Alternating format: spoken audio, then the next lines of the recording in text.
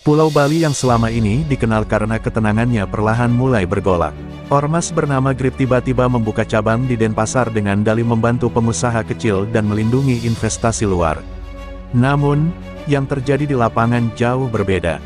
Anggota Grip mulai memungut uang dari pedagang pasar, sopir pariwisata, hingga pemilik toko di kawasan wisata Ubud dan Kuta. Mereka memakai jaket loreng, datang bergerombol, dan menebar ancaman. Beberapa warga yang melapor justru mendapat teror malam hari, membuat rasa takut menyebar ke seluruh pelosok desa. Ketua Banjar Padang Tegal, Imade Sutarma, menerima banyak keluhan dari warganya. Ia segera mengumpulkan para pecalang dari beberapa desa adat untuk membahas situasi.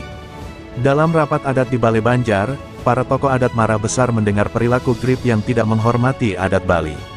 Mereka sepakat untuk memperingatkan Grip agar tidak semena-mena di tanah suci ini. Pecalang, sebagai penjaga adat, merasa terhina karena Grip datang membawa kekerasan dan ketamakan, bukan hormat dan niat baik. Meski peringatan sudah diberikan, Grip menanggapinya dengan tawa dan kesombongan. Tanpa takut, Grip malah memperluas wilayah operasinya. Mereka membangun base camp di Denpasar, Gianyar, dan Jimbaran. Jumlah mereka bertambah cepat karena anggota baru terus berdatangan dari luar Bali. Bahkan, mereka dilindungi oleh beberapa oknum aparat yang diam-diam mendapat bagian dari uang keamanan. Dengan kekuasaan uang dan ancaman, Grip merasa kebal hukum. Sementara itu, warga Bali yang terbiasa hidup dalam kedamaian mulai resah. Di balik senyum wisata yang masih terpampang di brosur, kini ada bara yang siap menyala. Dan pecalang, penjaga adat sejati, tak akan tinggal diam. Grip semakin berani dan agresif. Mereka tidak hanya menekan pedagang kecil, tapi mulai mengincar tanah adat yang selama ini dijaga ketat oleh masyarakat Bali. Wilayah-wilayah strategis di kawasan wisata mulai diminta hak pengelolaannya oleh Grip dengan cara paksa. Mereka mengirim surat palsu dan menggunakan intimidasi fisik agar warga mau melepas tanah mereka. Ketika beberapa warga menolak, Grip mengerahkan anggota bersenjata untuk melakukan pengusiran secara paksa. Rumah-rumah adat yang menjadi simbol keberlangsungan budaya Bali mulai terancam hilang, dan warga yang selama ini menjaga tradisi merasa terpojok. Imade Sutarma bersama para kepala desa adat dan pemangku pura menyadari situasi sudah di luar kendali. Mereka mengadakan pertemuan besar di Pura Besakih, tempat suci yang menjadi pusat spiritual Bali. Dalam pertemuan itu, suara ketakutan, kemarahan, dan tekad bersatu. Para tokoh adat berikrar akan mempertahankan tanah dan budaya mereka dengan segala cara. Mereka memutuskan untuk memperkuat barisan pecalang dan membentuk pasukan sukarela yang siap melawan intimidasi Grip. Namun, mereka juga tahu bahwa konflik ini bisa berubah menjadi lebih berdarah dan merusak keharmonisan pulau yang mereka cintai. Sementara itu, Grip tidak tinggal diam. Mereka makin sering menggelar rapat koordinasi di base camp mereka, mengatur strategi untuk menguasai wilayah lebih luas. Didukung oleh oknum aparat dan politikus lokal yang mengincar keuntungan, Grip merasa hampir tak terkalahkan.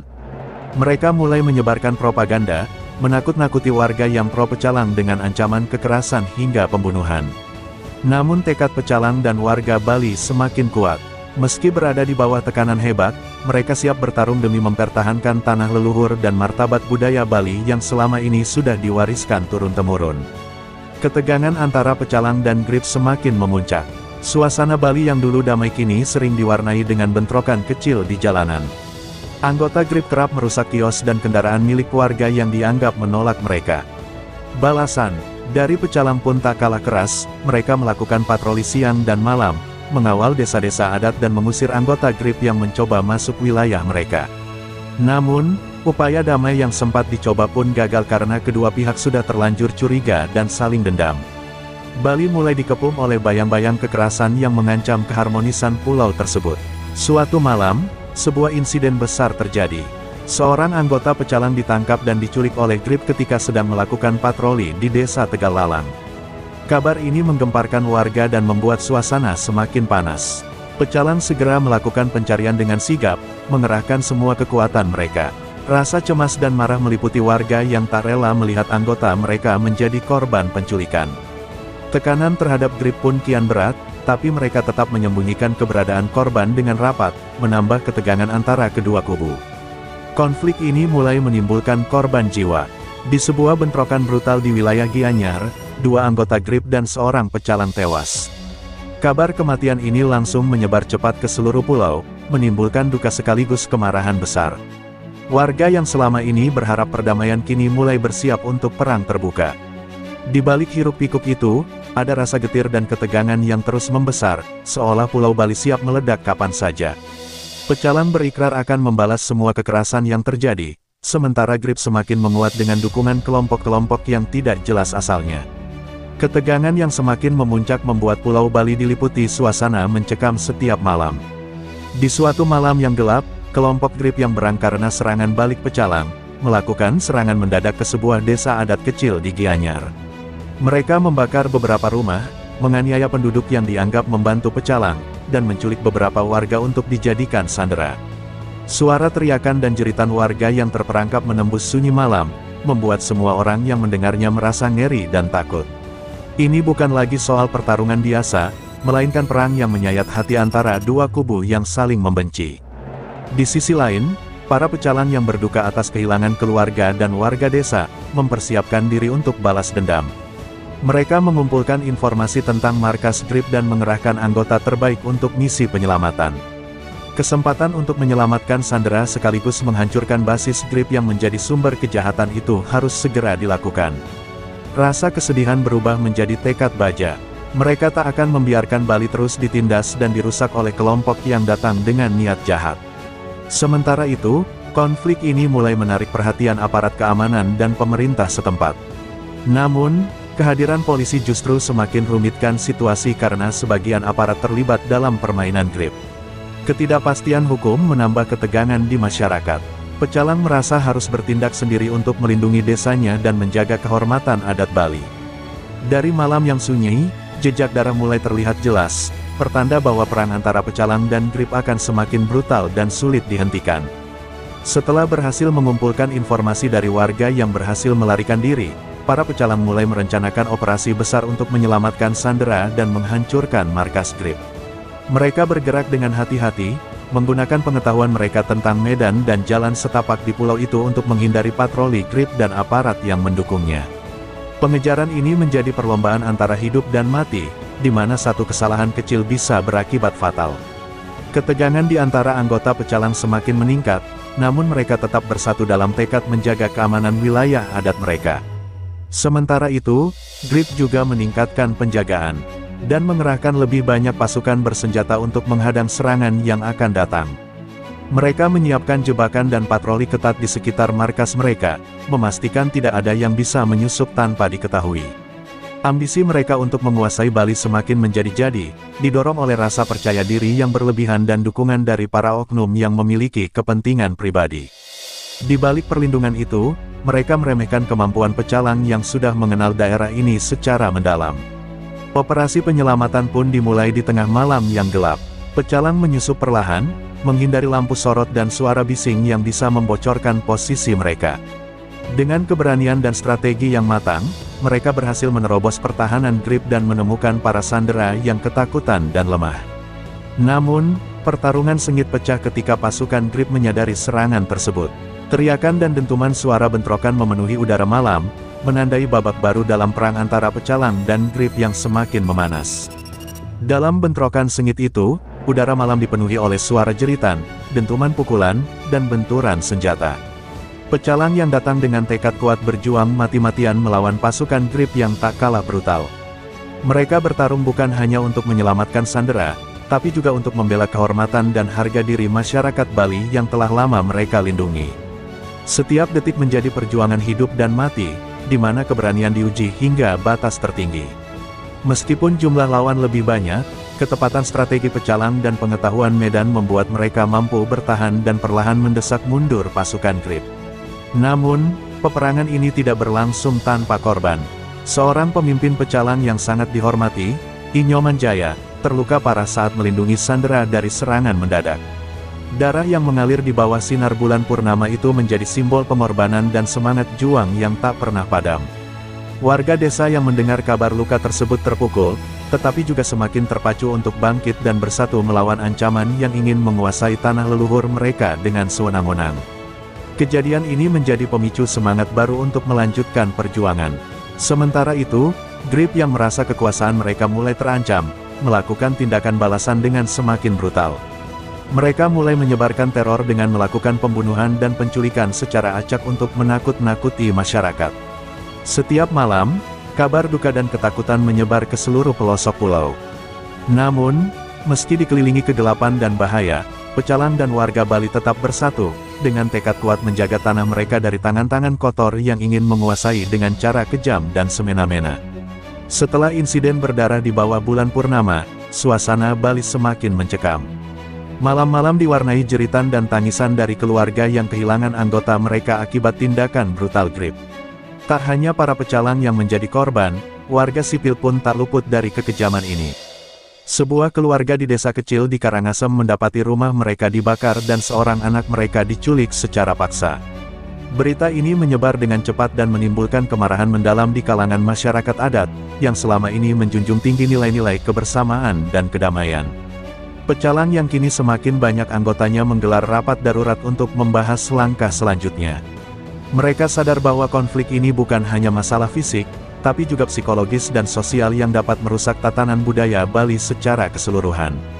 Mereka memutuskan untuk meningkatkan pengamanan desa-desa dan memperluas jaringan informasi agar dapat mengantisipasi serangan Grip lebih awal.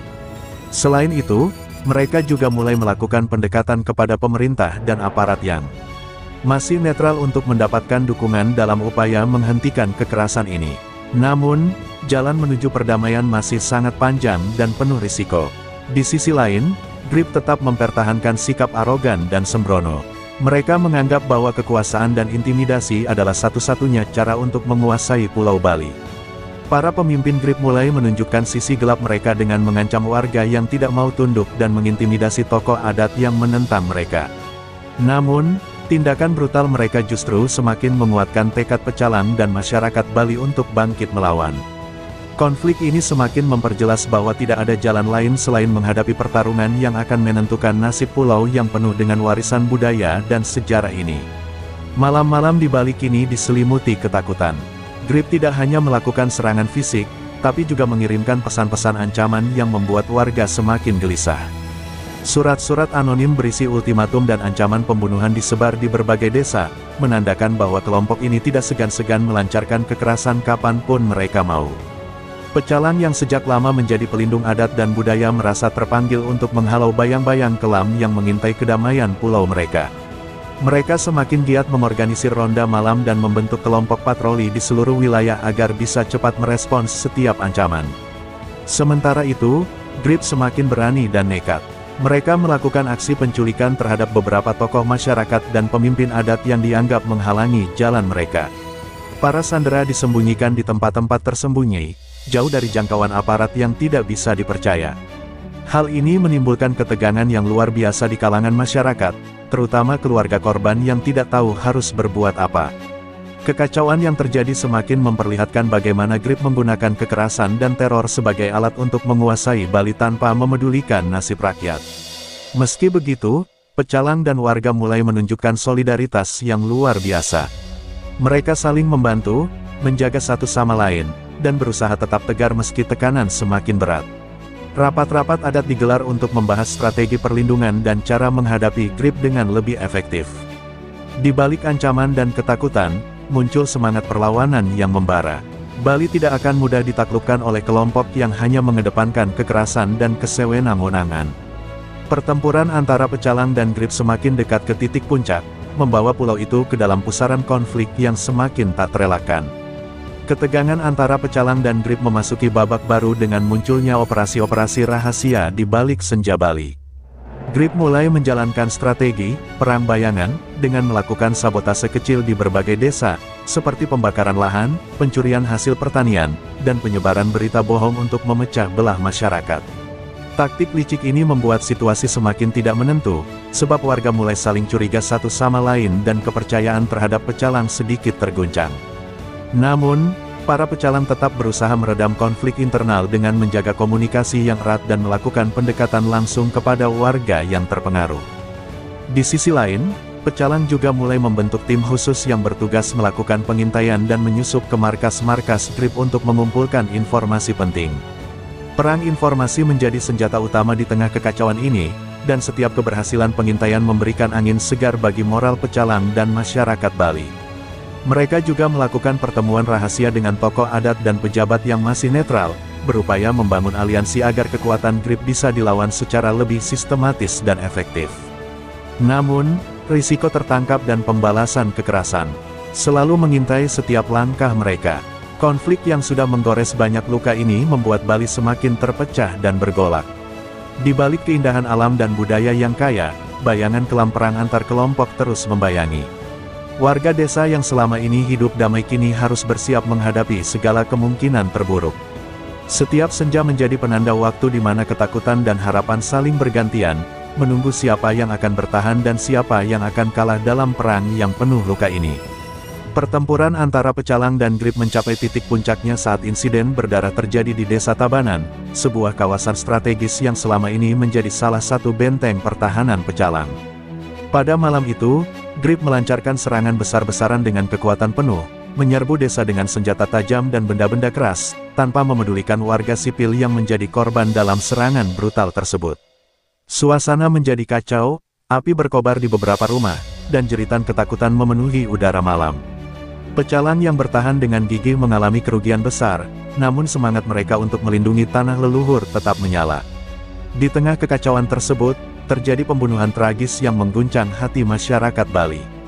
Seorang tokoh adat senior yang sangat dihormati, yang selama ini menjadi penengah dan simbol perdamaian, ditemukan tewas mengenaskan di dekat rumahnya. Pembunuhan ini tidak hanya menambah luka batin warga, tapi juga menjadi pemicu kemarahan yang mendalam terhadap GRIP. Masyarakat mulai bersatu lebih kuat, menyadari bahwa mereka harus melawan tanpa kompromi agar tidak kehilangan pulau mereka selamanya. Kejadian ini menjadi titik balik dalam konflik yang sudah berlangsung lama. Sebagai balasan, pecalang melakukan serangan balasan yang terencana dengan cermat. Mereka mulai merebut kembali wilayah yang dikuasai GRIP, menyasar markas dan pusat-pusat kekuatan musuh satu persatu.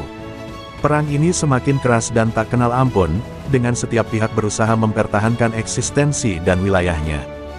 Bali, yang selama ini dikenal dengan kedamaian dan keindahan budayanya, kini berubah menjadi medan perang yang syarat dengan darah dan air mata. Namun, semangat juang dan cinta akan tanah air menjadi bahan bakar bagi pecalang untuk terus berjuang. Setelah insiden Tabanan yang mengguncang, sebagian besar wilayah Bali Barat dan Tengah dikuasai oleh GRIP. Mereka memasang bendera dan simbol kelompoknya di balai banjar, pura, bahkan di sekolah-sekolah. Namun, satu desa tetap bertahan tanpa pernah takluk, Desa Sidemen, di lereng Gunung Agung. Pecalang di desa ini terkenal karena disiplin, strategi, dan loyalitas terhadap nilai adat yang kuat. Mereka memperkuat pertahanan desa dengan sistem ronda 24 jam, membuat jebakan di jalur masuk, dan melatih para pemuda untuk bertempur. Sidemen menjadi simbol harapan terakhir bagi rakyat Bali. GRIP menyadari pentingnya desa ini dan mengirim pasukan khusus untuk melakukan serangan mendadak. Namun mereka tidak menyangka bahwa warga Sidemen telah bersiap dengan strategi gerilya. Dalam gelap malam, para pecalang dan pemuda desa menebar perangkap di jalur sempit dan memanfaatkan medan terjal. Pertempuran yang terjadi berlangsung selama berjam-jam, dengan korban berjatuhan di kedua belah pihak. Namun pada akhirnya, GRIP dipukul mundur dengan kerugian besar, memalukan nama mereka sendiri dan mengguncang moral pasukan lainnya. Kemenangan Sidemen menjadi api semangat baru bagi desa-desa lain. Warga mulai bangkit, menyadari bahwa GRIP bisa dikalahkan jika ada tekad dan keberanian. Para tokoh adat dari berbagai wilayah mulai berkumpul kembali, mempersatukan kekuatan dan menyusun strategi bersama. Dalam waktu singkat, semangat perlawanan menyebar ke seluruh Bali, membakar hati rakyat untuk bangkit. Dari ketakutan, Sidemen bukan hanya desa terakhir yang bertahan, ia telah menjadi lambang perlawanan, menyalakan nyala api perjuangan bagi semua yang mencintai tanah Bali. Di tengah gelombang perlawanan yang mulai tumbuh, GRIP mulai kehilangan kendali atas situasi. Mereka tahu bahwa selama pecalang masih memiliki tokoh pemersatu, perjuangan rakyat tidak akan mudah dipadamkan. Maka mereka merencanakan langkah keji, menculik Putu Arya Satya, seorang pemimpin muda pecalang dari Gianyar yang dikenal cerdas, karismatik, dan dianggap sebagai pewaris semangat perjuangan Bali. Dalam sebuah perjalanan menuju pertemuan rahasia dengan tokoh adat di Karangasem, Putu disergap di jalan sempit oleh orang-orang GRIP yang menyamar sebagai petugas. Ia diculik tanpa jejak, Kabar penculikan ini menyebar cepat dan mengguncang para pecalang dan warga. Banyak yang panik dan kehilangan arah, sebab Putu selama ini menjadi simbol kekuatan moral dan strategi militer. Namun di balik keputusasaan itu, muncul kemarahan yang membara. Pecalang di berbagai wilayah mulai bergerak tanpa komando, melakukan sweeping, memburu informasi, dan menyerbu tempat-tempat yang diduga markas GRIP. Kekerasan meningkat, jalanan penuh pos penyekatan, dan pertempuran kecil-kecilan pecah di berbagai tempat. Bali seolah menjadi ladang pertempuran yang tak berujung. Sementara itu, Putu dipenjara dalam sebuah villa tersembunyi milik anggota elit GRIP di daerah Uluwatu. Meski tubuhnya terikat dan wajahnya penuh luka akibat interogasi, Putu tetap diam. Ia tahu satu kata bisa mengorbankan banyak nyawa. Dalam sunyi malam, ia merenungi filosofi leluhur dan kekuatan tanah Bali yang telah mengalir dalam darahnya. Ia tidak berniat menyerah. Di luar sana, tanpa ia ketahui, beberapa anggota pecalang terbaik sedang menelusuri jejaknya, siap mempertaruhkan nyawa demi menyelamatkan sang pewaris harapan. Jejak penculikan Putu Aryasatya akhirnya terendus oleh tim intel pecalang dari Buleleng yang dikenal dengan nama Bajra 5. Melalui jaringan informan yang menyusup ke lingkaran luar GRIP, mereka mengetahui bahwa Putu disekap di sebuah villa mewah di tebing Uluwatu, dijaga ketat oleh pasukan bayaran. Tanpa membuang waktu, mereka menghubungi pasukan pecalang pilihan dari berbagai daerah. Dalam satu malam, tim kecil beranggotakan 8 orang bergerak diam-diam menuju selatan, menyamar sebagai petugas pariwisata untuk melewati pos-pos GRIP. Penyelamatan berlangsung menjelang dini hari, ketika penjagaan sedikit longgar karena kelelahan. Bajra 5 membagi tugas, sebagian menyerang dari depan untuk mengalihkan perhatian, sisanya menyusup melalui jalur semak menuju belakang villa. Taktik mereka mengejutkan para penjaga GRIP, yang tidak siap menghadapi serangan cepat dan terkoordinasi. Suara tembakan, benturan besi, dan teriakan memenuhi udara pagi. Dalam waktu kurang dari 15 menit, para pecalang berhasil menembus ruang bawah tanah dan menemukan Putu dalam keadaan lemah, tapi masih sadar dan tersenyum saat melihat para penyelamatnya. Putu dibawa kabur menggunakan jalur rahasia menuju Jimbaran, lalu disembunyikan di pura tua di daerah hutan, tempat aman yang hanya diketahui oleh para tetua adat. Kabar penyelamatannya menyebar bagai petir ke seluruh Bali. Rakyat kembali bersemangat, percaya bahwa takdir masih berada di pihak mereka. Pecalang makin solid, rakyat mulai bangkit berani, dan GRIP mulai kehilangan arah. Mereka tak hanya gagal menguasai Bali, tapi kini mulai terancam diusir dari tanah yang mereka injak dengan kesewenang-wenangan. Misi penyelamatan ini menjadi titik awal perlawanan besar yang akan datang. Seminggu setelah penyelamatan Putu Aryasatya, GRIP mulai menggila. Mereka melancarkan serangan besar-besaran untuk menunjukkan bahwa kekuasaan mereka belum runtuh. Salah satu titik strategis yang mereka incar adalah simpang celuk di Gianyar, jalur vital penghubung antara Denpasar, Ubud, dan Plungkung. Jika dikuasai, maka pergerakan logistik dan komunikasi para pecalang bisa lumpuh. Ratusan anggota GRIP bersenjata lengkap bergerak dari Denpasar Timur menuju Celuk dengan truk-truk terbuka, mengibarkan bendera dan berteriak-teriak menantang. Tapi mereka tidak tahu bahwa para pecalang sudah menanti. Pecalang dari 3 kabupaten telah bersekutu dan menyiapkan pertahanan berlapis di Celuk. Mereka menggunakan strategi jebakan, membiarkan sebagian pasukan GRIP masuk ke dalam wilayah sempit di antara tembok-tembok toko perak, sebelum menyerang dari atap dan gang-gang kecil. Pertempuran sengit pun terjadi.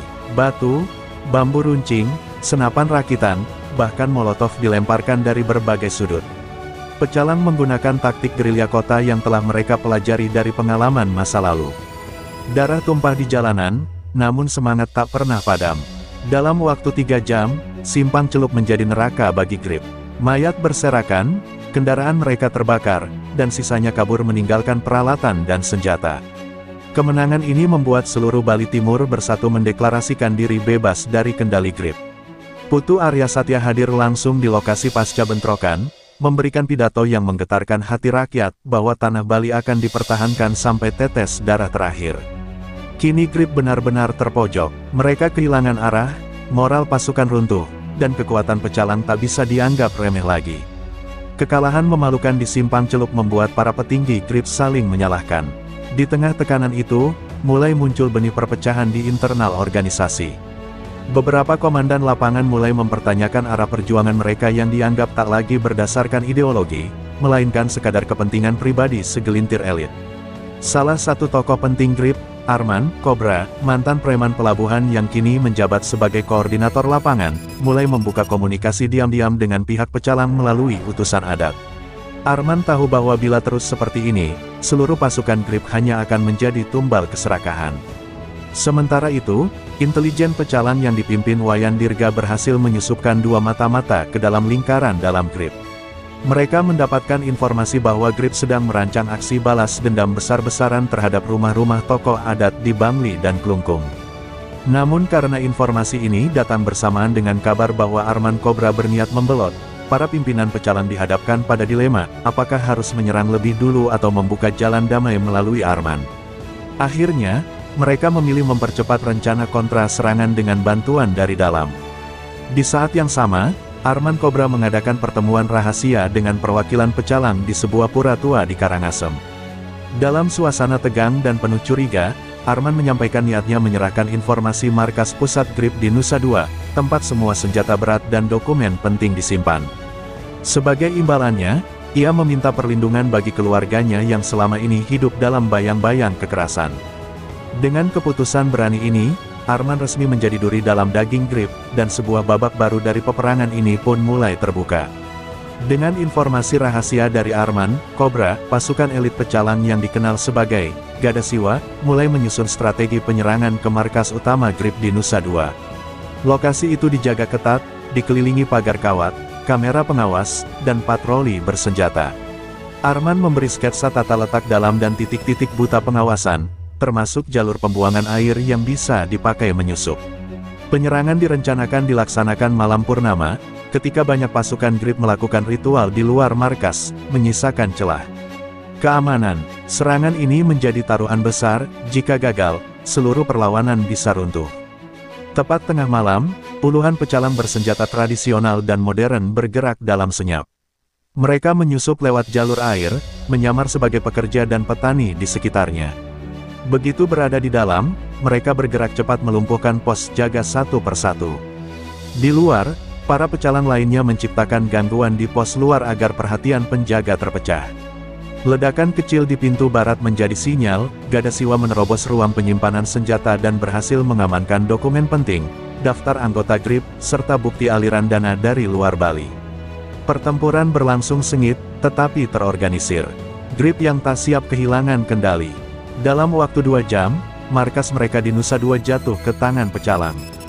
Arman Cobra diam-diam ikut membantu dari dalam dan langsung dievakuasi setelah serangan berhasil. Kemenangan ini mengubah peta kekuatan. Grip kehilangan pusat komando dan logistik utama. Moral mereka runtuh, dan banyak anggota mulai menyerahkan diri.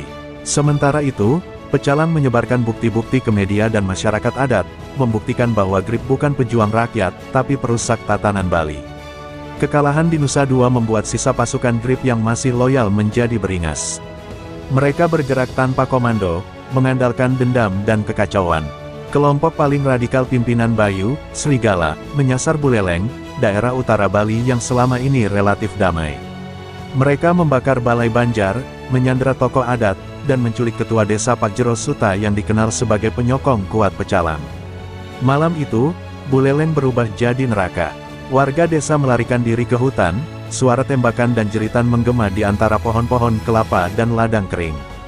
Pecalang di Buleleng yang jumlahnya terbatas berusaha bertahan sekuat tenaga. Mereka mengaktifkan sistem alarm tradisional dengan kentongan dan asap api unggun dari bukit untuk mengirim sinyal darurat. Dalam waktu 3 jam, bantuan dari Tabanan dan Bangli berdatangan. Pertempuran pecah di lereng Munduk, jalur utama dari Singaraja menuju Denpasar. Pasukan Grip yang tidak mengenal medan terjebak dalam serangan gerilya khas pegunungan. Mereka dipukul mundur secara brutal, kehilangan banyak orang, dan sebagian terpaksa menyerah di tengah kabut tebal dini hari. Namun, ketika desa berhasil direbut kembali, ditemukan fakta mengejutkan, Pajero Suta telah dibunuh secara kejam. Tubuhnya ditinggalkan dalam pura dengan luka-luka berat, sebuah pesan darah tertulis di tembok, ini baru awal. Kematian tokoh karismatik itu mengguncang seluruh Bali. Masyarakat yang awalnya hanya menonton kini ikut angkat senjata. Pecalang menerima ribuan sukarelawan dari desa-desa terpencil. Sementara itu, Bayu Srigala menjadi target buruan nomor 1. Grip yang tadinya kekuatan terorganisir kini berubah menjadi teroris brutal. Bali kini tak hanya dalam perang organisasi, tapi juga melawan kekacauan murni. Setelah pembantaian di Buleleng dan kematian Pak Jero Suta, nama Bayu Srigala menjadi simbol kekejaman GRIP. Pecalang mengerahkan tim khusus gabungan dari berbagai wilayah adat, dipimpin langsung oleh Komang Arta, seorang pendekar tua yang dulu pernah melatih Bayu sebelum ia membelot dan menjadi liar. Mereka melacak jejak Bayu melalui laporan warga, pengamatan drone lokal, dan informasi dari intel yang disusupkan ke lingkaran sisa GRIP. Diketahui Bayu sedang bergerak menuju pegunungan Kintamani, mencari tempat perlindungan di sebuah villa terpencil milik simpatisan GRIP. Tim pecalang bergerak cepat. Mereka tidak ingin Bayu kembali membangun kekuatan atau melancarkan teror di desa-desa pegunungan. Penyerbuan dilakukan saat dini hari. Tanpa suara, para pecalang mengepung villa, memutus aliran listrik, dan menyerbu dari 3 arah. Bayu sempat melawan dengan senjata otomatis dan granat rakitan, membuat 2 pecalang gugur di tempat. Namun keunggulan medan dan strategi tradisional membuat Bayu terpojok. Ia mencoba melarikan diri melalui jalur rahasia ke jurang, tapi dihentikan langsung oleh Komang Arta yang menantangnya 1 lawan 1. Pertarungan mereka menjadi legenda. 2 generasi pendekar Bali saling bertarung di bawah cahaya rembulan. Komang, meski lebih tua, menang dalam duel sengit itu. Bayu tewas tertusuk keris pusaka di dada, tubuhnya jatuh ke dasar jurang. Tubuhnya ditemukan keesokan harinya oleh warga, dan dibakar dalam upacara kecil agar jiwanya tidak gentayangan. Kematian Bayu membawa kelegaan bagi banyak desa, tetapi juga memperingatkan bahwa GRIP masih menyimpan potensi kekacauan lain. Sebab, masih ada satu tokoh besar yang belum tersentuh, pemimpin tertinggi GRIP, yang selama ini bergerak dalam bayang-bayang. Kematian Bayu Srigala menjadi titik balik. Banyak anggota GRIP yang ketakutan mulai menyerahkan diri dan membuka mulut. Dari kesaksian mereka, nama besar yang selama ini hanya beredar sebagai bisik-bisik akhirnya mencuat ke permukaan. Dewa Gunadi, seorang pengusaha properti raksasa asal Jakarta yang selama bertahun-tahun menyuplai dana, senjata, dan logistik untuk gerakan GRIP di Bali. Dewa Gunadi memiliki ambisi besar, menjadikan Bali sebagai pusat kekuasaan ekonomi privat, meruntuhkan sistem adat, dan menggantinya dengan struktur mafia modern di bawah kendalinya. Ia dikenal licin, berlindung di balik kekuatan hukum dan politik. Pecalang segera berkoordinasi dengan Kepolisian Nasional dan pihak imigrasi untuk melacak keberadaan Dewa Gunadi. Sayangnya, pria itu telah melarikan diri ke luar negeri menggunakan paspor palsu sehari sebelum markas GRIP di Nusa Dua dihancurkan. Namun, dengan bantuan Interpol dan tekanan publik dari masyarakat Bali, aset-aset milik Dewa di Denpasar, Badung, dan Gianyar dibekukan. Hotel-hotel mewah, villa ilegal, dan puluhan hektar tanah kosong yang selama ini ia gunakan untuk mencuci uang akhirnya disita. Sementara itu, para pecalang terus melakukan pembersihan sisa-sisa jaringan GRIP yang masih aktif di pelosok desa. Masyarakat Bali melakukan upacara besar, Pecaruan Agung, untuk membersihkan tanah dari energi negatif dan kekacauan yang ditimbulkan oleh GRIP. Ribuan orang berkumpul di Pura Besaki, memanjatkan doa agar kedamaian kembali abadi di tanah leluhur. Para tokoh adat bersumpah akan menjaga tatanan tradisi dari ancaman luar, sementara para generasi muda yang sebelumnya apatis, kini bersatu dalam tekad membangun kembali Bali yang kuat dan mandiri. Namun bayangan Dewa Gunadi masih menggantung, dan pecalang tahu, mereka belum benar-benar menyelesaikan segalanya. Sebab, pertempuran terakhir akan terjadi bukan di tanah Bali, tapi jauh dari Pulau Dewata. Berbulan-bulan setelah konflik terakhir di Bali mereda, tim khusus pecalang bersama intelijen Indonesia melacak pergerakan Dewa Gunadi ke salah satu negara di Asia Tenggara. Ia diketahui tinggal dengan identitas palsu di sebuah kawasan elit yang dijaga ketat oleh milisi bayaran. Upaya ekstradisi terhambat oleh kekuatan uang dan perlindungan dari oknum pejabat setempat. Namun, keinginan masyarakat Bali untuk melihat keadilan ditegakkan tidak bisa dibendung. Dalam rapat tertutup di Denpasar, para pemimpin adat dan tokoh masyarakat sepakat membentuk Satuan Bayangan, Pecalang Bayu Geni, tim elit yang bertugas menangkap Dewa di luar prosedur diplomatik resmi. Operasi itu dilakukan dalam senyap. 8 orang terbaik dari Pecalang Bayu Geni berangkat diam-diam dengan dokumen samaran, menyusup ke jaringan keamanan tempat persembunyian Dewa. Mereka memanfaatkan kelemahan penjagaan malam hari untuk menyelinap masuk. Dalam hitungan menit, mereka melumpuhkan pengawal pribadi Dewa Gunadi dan menyeretnya keluar tanpa suara. Dewa sempat berteriak dan menawarkan suap besar, tapi tidak digubris. Ia dibawa kembali ke Indonesia melalui jalur laut, melewati rute rahasia yang dulu digunakan para pejuang kemerdekaan. Dalam waktu 72 jam, Dewa sudah berada di ruang tahanan rahasia di Bali, menunggu persidangan adat dan negara. Persidangan Dewa Gunadi menjadi sorotan nasional. Di tengah ribuan warga yang memenuhi alun-alun Denpasar, ia divonis bersalah atas konspirasi pemberontakan, pembunuhan tokoh adat, dan perusakan budaya Bali. Ia dijatuhi hukuman penjara seumur hidup dan tidak diizinkan menginjakkan kaki di tanah Bali seumur hidupnya. Rakyat bersorak, gamelan ditabuh, dan bendera merah putih serta panji-panji adat dikibarkan berdampingan. Bali kembali tenang. Namun, sejak itu, pecalang mulai bertransformasi, bukan hanya penjaga upacara, tetapi juga pelindung kehormatan dan martabat pulau, siap menghadapi siapapun yang mencoba menghancurkannya, dari luar maupun dalam.